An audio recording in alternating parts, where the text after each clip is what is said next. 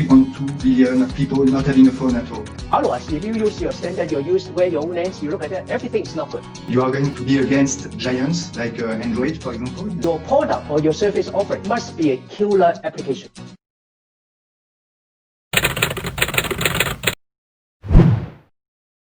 Actually, initially, I was working in a mobile manufacturer. Everybody was focused on smartphone, but in the US, there are still today 15% of users who are using feature phone. So we came up with a solution using a web technology and using an open source platform from Mozilla. And we developed on top of that a feature phone solution running on 4G chipsets. So this is how we started. But very soon, we saw the market, because if you look today, roughly you have around 3.5 billion smartphone users in the world. You have around 900 million feature phone users, and you have 3.2 billion people not having a phone at all. And so we saw this as an opportunity for us to bring an internet-capable feature phone platform to the mass in emerging markets. What's the mission of the company? So we define the mission of the company as closing the digital divide and as creating opportunity for all, for people who don't have internet today. What you see here in our cities is not the reality everywhere. We can call that the voids we can have in emerging markets, are opportunities for entrepreneurs. And you can always see technology as a way in emerging markets to leapfrog. For example, in Africa, in the different markets where we work, people are not banked, but they are using mobile money. This is the most famous example. Mm-hmm. But another example is, for example, during this COVID crisis, people don't have access to a doctor because they live 5 hours from any doctor. They live in a very remote area. And we have partners who bring actually health and telemedicine to people with just a very simple basic phone like iOS. Thanks to technology, thanks to internet. Actually, they have access to really modern services.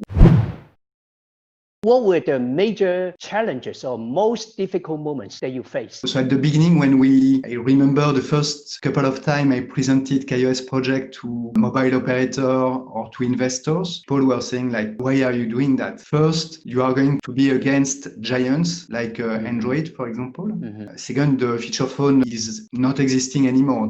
Nobody is using feature phone today. The reality is not the case, actually. You also have a lot of places without access to electricity. This is a second challenge. So one of the challenges we had at the beginning was really to convince these 4 industries or these 4 actors of the industry to trust us and to work with us closely to invest resources. And we have been quite successful. And actually, the second country where we developed after US was India. And we had a very strategic partner in India, which was Reliance Jio, was able to drive very big volumes of product. And because of Jio, the chipset manufacturer wanted to work on KaiOS, the content partner wanted to work on KaiOS. And this is what really, it was a radical change, a very big change for us. And it's what made the ecosystem grow. And then you have a third challenge, which is the education. It's not easy to use. Actually, it's why they don't use a smartphone today. The second thing related to that is the fear. We realize when talking to our users that users fear to connect data. So we have to deal with these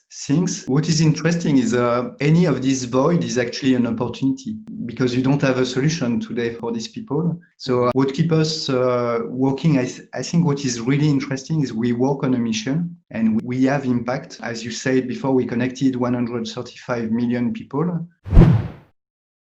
How do you value social value creation from the company? How do you combine that with the financial return? Yeah, first of all, we don't think doing something good and generating financial return should be contradictory. We believe that you can do two things at the same time. And that's why Cathay Capital is very interested in impact investing. And we see opportunities to do both. I think companies need to have several things to bear in mind. First of all, be patient and think long term. Everything we mentioned about takes time. It's very hard to rush. The second one is be adaptive and innovative. Try not to export what we do in established economy over there. You also need to think about how to localize using local material, local product to drop the price. Otherwise, if you use your standard, you use wear your own lens, you look at that, everything is not good. And the third one is I think you need to have some kind of mission. You also need to think about your company. Is there anything you want to do good for the society beyond money? We can still look at this as opportunity, bottom of the pyramid opportunity, and then but be patient, be innovative, and then have some kind of mission beyond financial money. Personally, I think when you build your presence or your ecosystem or product from one country to other countries, go global, there are 3 paths you can do. You can buy, you can build, you can borrow. Buy means acquisition. You buy the local players, and then you acquire it, and you want to buy their assets, their channels, etc. You buy. Facebook bought WhatsApp, Instagram to enrich their assets to user. So you can buy, you can build. Organic. I start a small team, I send someone there, but it takes some time. There's a learning curve there. But the good thing is cultural fit. You fit your culture, etc. The third one is you borrow. Let's joint venture. Okay. Let's work with our local partners. If you go to Africa, then we find some good local partners to work with you. So accelerate your development and then to reduce your learning cost. So those are different ways, but there's no magic formula. It really depends on, you can take on different countries, different situations. How do you see the challenge for regional ecosystem to become global? First of all, I see many companies nowadays want to become an ecosystem. That's the kind of aspiration many companies want to go through. Because if you build an ecosystem, you can enrich your service, your product offering to your end user. It also can increase the user base. It also increase the user usage time. But I think that in order for you to build an ecosystem, there are several things you need to be really in place. First of all, your product or your service offering must be a killer application. People to go to your product, keep using it, then you can attract a lot of developers to enrich or to build on your product or your application. Then eventually you become an ecosystem beyond your own product. Let's say WeChat, we start from instant messaging. And secondly, in order for you to be an ecosystem, you need to be very open and treat your partners fairly. You don't have any bias towards your own product or own things. Otherwise, try not to compete with your partners. Complementary will be ideal so that you can enrich, attract more people to work with you, to complement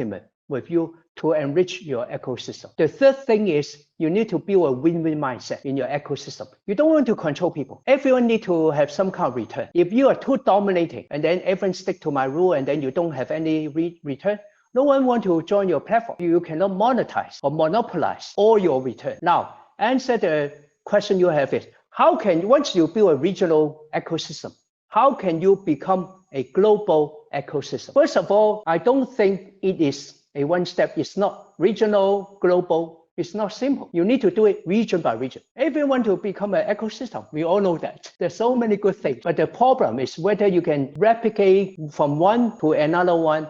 It really depends on whether you can address the pain points, the user needs for that region. You do this by region and region. When you take on most of the place, then you can claim yourself to be a global ecosystem. I think similar for Kyle's. Thanks a lot. Okay, thank you. Thanks for your time. Thank you. Bye.